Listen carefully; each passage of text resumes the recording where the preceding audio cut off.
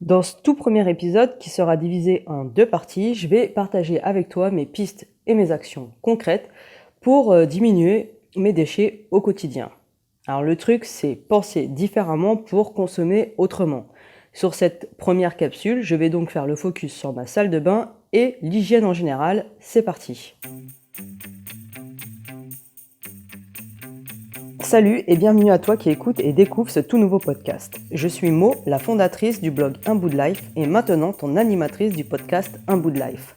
Le podcast du changement petit pas par petit pas pour arriver à de grandes choses et se sentir mieux dans son quotidien. Ici, comme sur mon blog, nous allons partager des bouts de vie, ensemble dans la simplicité et l'authenticité. La consommation responsable. Waouh! C'est un mot qui en jette. Alors c'est vrai que ça peut faire un peu concept un peu à la beatnik tout ça, mais en fait non. En tout cas, moi à mon sens, ça a quand même une signification qui est assez forte. Alors je t'explique, pour moi ça englobe plusieurs postes. Moi j'y mets la réduction des déchets, le consommer autrement, le recyclage, mais aussi tout ce qui va graviter autour de la notion d'anti-gaspi. Au-delà de la tendance que ça représente de nos jours, hein, il faut quand même vraiment être dans la prise de conscience en fait que notre société consumériste a énormément de points négatifs aujourd'hui et qu'il est donc important de revoir nos modes de consommation et donc de prendre conscience pour nous, pour notre famille, nos enfants, pour l'avenir et pour notre environnement, qu'il faut vraiment modifier notre rapport à l'avoir et au confort. Personnellement, je ne me qualifierais pas d'écolo, mais je constate malgré tout, jour après jour, des aberrations plus énormes les unes que les autres. Et déjà, tout simplement, quand je vais faire mes courses. Donc autant dire que c'est une action qui peut paraître comme ça absolument anodine, mais qui présente déjà beaucoup de points noirs en fait. Alors il y a des choses, moi, qui me révoltent d'office. Il y en a d'autres où je cherche des alternatives et d'autres encore où j'ai encore du mal à trouver des solutions et donc des alternatives. C'est pour ça du coup que j'avais envie de partager ce sujet avec toi et de pouvoir en discuter pour qu'on puisse ensemble en fait s'apporter des astuces, des pistes d'amélioration dans notre mode de consommation, voire même de surconsommation. Donc je t'invite vivement à participer à la discussion dans les commentaires parce que j'en suis sûre qu'on a tout plein de choses à mutualiser comme ça ensemble, tout simplement pour s'améliorer dans cette démarche. Alors, mon premier mal-aimé là-dedans, à l'heure d'aujourd'hui, je vais pas mentir, c'est le plastique en fait.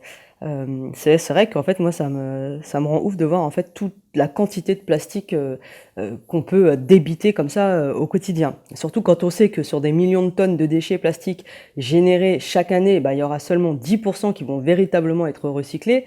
Bah, franchement, ouais, ça laisse un peu voilà, dubitatif quant à la surconsommation de cette matière qui est vraiment pratique, c'est vrai, mais qui est très polluante parce qu'en fait, elle n'est pas facilement biodégradable.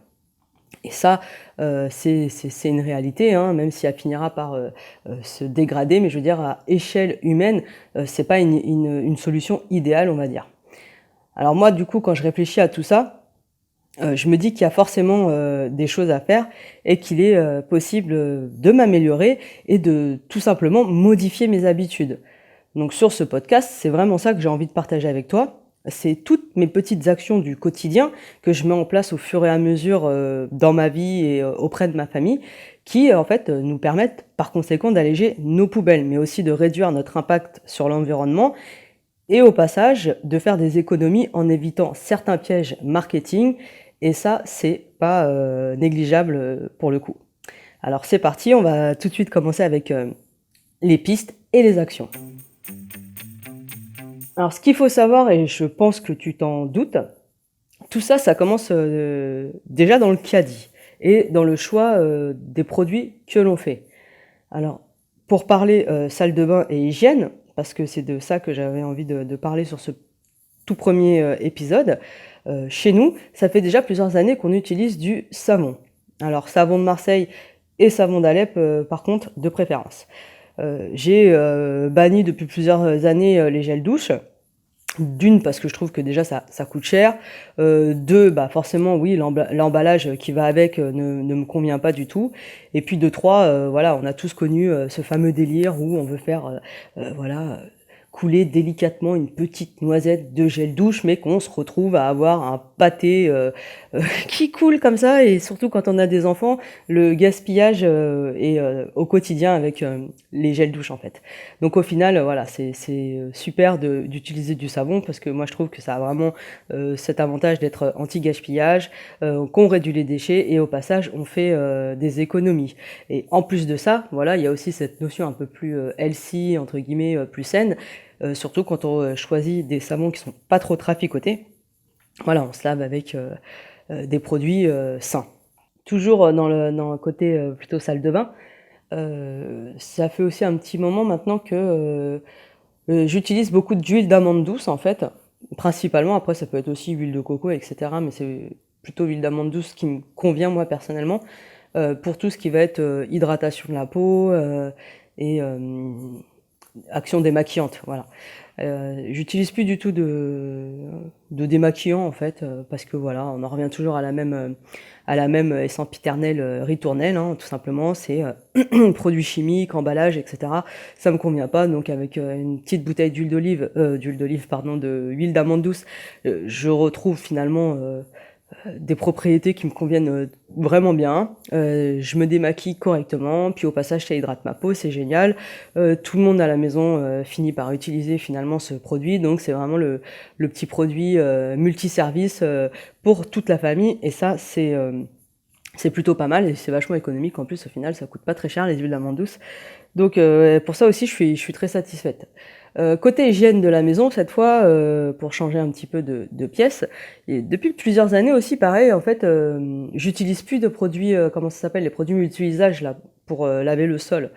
Donc là, voilà, c'est toujours pareil, c'est toxique, c'est chimique, les emballages toujours en plastique, des bouteilles qu'on recycle, enfin qu'on va racheter régulièrement, ce qui fait qu'au final on n'arrête pas de jeter. Et du coup, bah, j'ai trouvé une alternative depuis un petit moment. Ça n'a rien de ouf et de nouveau. En fait, c'est tout simplement le Saint-Marc. Alors c'est une boîte en fait qui est en carton, il y a un petit ange dessus. Donc c'est un produit qui est à base de résine de pin, pardon, et qui a en fait le mérite de nettoyer, dégraisser, et donc qui fait tout le job finalement d'un produit nettoyant. Et c'est très bien, c'est beaucoup plus sain, c'est beaucoup plus naturel. Et avec ça, moi je fais vraiment tout quoi. Je nettoie mon sol, je dégraisse, gazinière, sol. Enfin bref, je fais tout, donc c'est très bien, ça me convient bien. La boîte, du coup, bah, c'est pas une boîte en plastique, on est sur un format carton. Et donc voilà, ça allège encore une fois un peu la poubelle et ça prend moins de place aussi par conséquent quand bah, je le mets à la poubelle tout simplement quoi. Alors là par contre c'est un truc qui m'est arrivé il y a pas très longtemps, j'avoue. Alors là c'était une sorte de révélation que j'ai eue la dernière fois. J'avais besoin de recycler la lessive en fait, et du coup bah je me retrouve au magasin comme j'ai l'habitude, je vais dans le rayon lessive. Et là, bah forcément, en me retrouvant devant tous ces bidons de lessive liquide, je me dis purée, c'est dingue toutes les quantités de plastique encore une fois qu'on a quoi en fait. Et bon, c'est un produit qu'on renouvelle aussi de manière assez régulière parce qu'on on en fait tout le temps des lessives au final quoi. Et donc je me suis dit, est-ce que je peux pas trouver une alternative à ce bidon? Alors naturellement, bah, je descends légèrement un peu le rayon avec les produits, etc.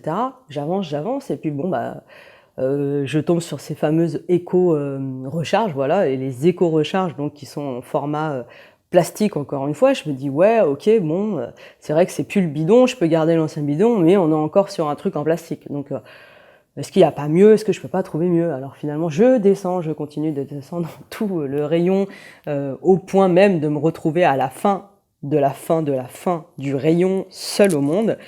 Et là, mes yeux, bah, ils s'arrêtent sur un, un pack en fait que je me suis dit mais comment j'ai pas pu y penser plus tôt, qui sont en fait tout simplement les boîtes en carton de lessive en poudre. Et là je me suis dit waouh, comment j'ai pas pu bah en fait tout simplement avoir le réflexe avant d'y penser.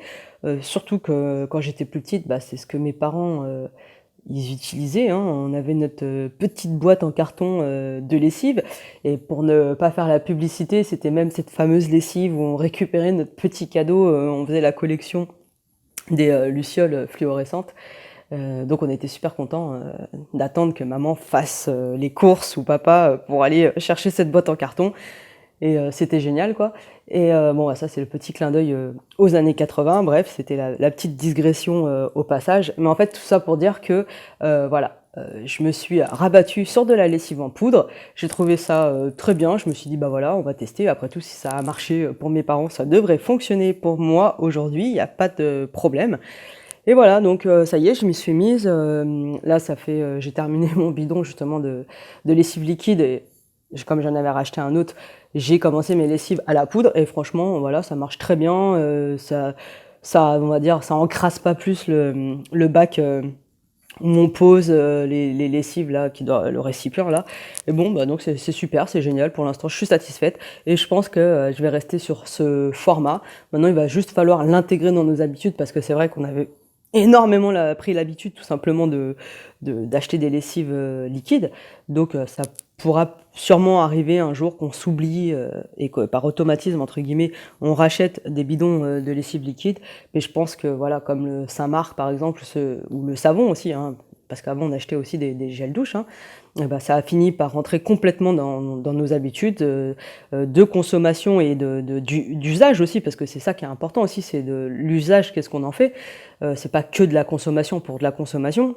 Les enfants, eux, ça les dérange pas du tout aujourd'hui de se laver au savon, etc. Donc c'est vraiment rentrer complètement dans les mœurs, et ça, voilà, c'est vraiment top.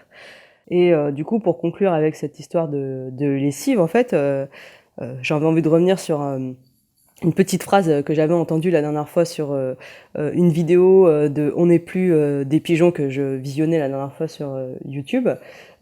C'était, il me semble, le bonhomme qui travaille à 60 millions de consommateurs qui disait ça. En fait, il disait tout simplement que quand on ne te vend plus de l'utile, on te vend de la praticité. Et j'ai trouvé qu'en fait cette phrase, elle était vraiment juste, en fait, parce que aujourd'hui, en fait, on s'éloigne de plus en plus des produits d'origine et de leur utilité, et qu'en fait on est toujours soi-disant en train d'innover, mais au final c'est plus du gadget qu'autre chose, et c'est plus de la surconsommation aussi qu'autre chose. Voilà, donc là c'était pour conclure le rayon lessive, etc. Donc maintenant je vais vite fait aussi venir sur tout ce qui va être bonnes odeurs à la maison. Donc c'est l'hygiène, mais on va dire l'hygiène confort plus. Alors avant j'utilisais parfois des sprays désodorisants. Après c'est vrai que j'ai jamais été fan de ce genre de produit, parce que ça me faisait toujours un peu éternuer, ça m'irritait la gorge. Bref, je devais être assez sensible à ce genre de produit un peu agressif. Du coup, j'utilisais quand même plus souvent tout ce qui était bougies parfumées, encens, et aussi palais style Yankee Candle, là, les Yankee Candle, pardon, qui diffusent en fait des odeurs. Donc là, pareil, au final, bon, on sait jamais vraiment le côté toxique, chimique qu'il y a derrière tout ça. Donc, je me suis rabattue depuis quelque temps maintenant sur un diffuseur d'huile essentielle. Voilà, au moins je suis sûre de, entre guillemets, ce que je peux mettre, c'est-à-dire de l'eau et des huiles essentielles que j'achète en parapharmacie, etc. Donc, pour ça, par contre, je fais attention de ne pas prendre les huiles essentielles bas de gamme ou premier prix, qui pourraient être des mauvais concentrés, entre guillemets. Donc voilà, ça fait bien le job. J'apprécie l'odeur, et puis voilà, je me dis c'est pas trop chimique. Après, je blinde pas en mettant 36 gouttes dans le récipient là. Je mets 2-3 gouttes, et ça suffit.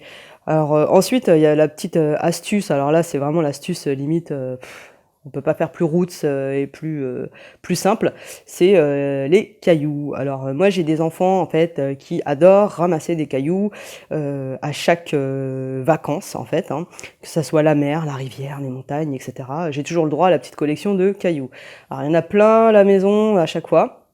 Et du coup, voilà, à un moment donné, je les regardais toujours un peu d'un mauvais œil, en me disant il va falloir que je les jette, il va falloir que je les jette. J'avais l'impression d'avoir affaire à des attrapes poussières, c'était un peu énervant. Et finalement, je me suis dit: pourquoi pas les utiliser en mode, diffuseur?» C'est-à-dire que je mets 1 ou 2 gouttes d'huile essentielle, sur le caillou. J'en mets un dans la salle de bain, un dans les toilettes, un dans une chambre et cetera. Et puis, voilà, finalement, ça fait une petite odeur, plus ou moins, agréable. Les cailloux, du coup, sont maintenant, utilisés et utiles pour, en plus, la bonne cause. Et là, voilà, c'est tout bénef pour tout le monde. Les enfants voient leurs petits cailloux et puis moi, je me dis: «Au moins, ils sont là et ils nous servent à quelque chose au passage. Ils ne font pas que prendre la poussière». Donc ça, c'est marrant. Après, ça dure pas, des plombes, hein, par contre, hein, l'odeur. Je dirais qu'en une journée, en général, il y a pratiquement plus d'odeur, donc à renouveler de temps en temps, à souhait. Donc on a envie de remettre une petite odeur dans la pièce, on met quelques petites gouttes et c'est reparti, voilà, tranquillement. Pour conclure aussi, j'avais envie de parler des éponges. Rapidement, les éponges, en fait, c'est vrai que moi aussi je fais attention, à les prendre, végétales en fait, les éponges végétales où je pense qu'elles sont, plus biodégradables que celles qui, contiendraient peut-être, du plastique ou des matières un peu, synthétiques comme ça. Donc c'est vrai que je fais attention à ça par contre. Au niveau des éponges, voilà, c'est le petit achat aussi que, je vérifie toujours qui est marqué, végétal. Alors, voilà, je pense que j'ai à peu près fait le tour, des choses qu'on fait, au quotidien. J'en ai sûrement oublié, mais voilà, c'était vraiment, ce qui me vient en tête là, tout de suite et ce que j'avais envie de pointer dans un premier temps. Donc, pour récapituler, finalement mon opération, réduction des déchets en famille, côté salle de bain et hygiène de la maison, nous, on a, banni, tout ce qui était, gel douche et on est plutôt passé sur, des pains de savon, en fait, tout simplement. Quoi d'autre? Il y avait tout ce qui était, voilà, démaquillant et hydratant, enfin crème hydratante du moins, c'est plutôt, huile d'amande douce aujourd'hui. Pour le produit multi-usage, j'utilise, le Saint-Marc. La lessive, je suis passée à la lessive, en poudre, donc avec la boîte en carton, parce que c'est vrai que, je suis pas du tout motivée pour faire, ma lessive maison encore à l'heure actuelle. Donc voilà, hein, je vais dans les magasins et j'achète ma lessive, mais j'essaye quand même voilà, de penser, on va dire, réduction des déchets, toujours dans ma démarche. Et après, il y a tout ce qui va être éponge, comme j'ai fini dessus, hein, éponge végétale et pareil, tout ce qui va être, bonnes odeurs, donc je suis privilégiée, on va dire, les huiles essentielles par rapport, aux bonnes odeurs que je veux avoir, dans la maison. Donc voilà. J'arrive à la fin de la première partie de cet épisode. J'espère que tu auras appris des choses ou en tout cas que tu auras apprécié, cette, petite pause. À présent, il est temps de se quitter, et de se retrouver pour le tout prochain épisode, hein, dans 2 semaines. Avec, la suite en fait, hein, et cette fois on va s'attaquer à la cuisine. On va parler du coup de la réduction des déchets dans la cuisine qui est, quand même une pièce, centrale, du foyer, de tout le monde en général, hein. Donc voilà, c'était juste pour te dire de quoi on allait parler. Pour le coup, je te dis, à très bientôt pour la seconde partie de cet épisode et de ce podcast.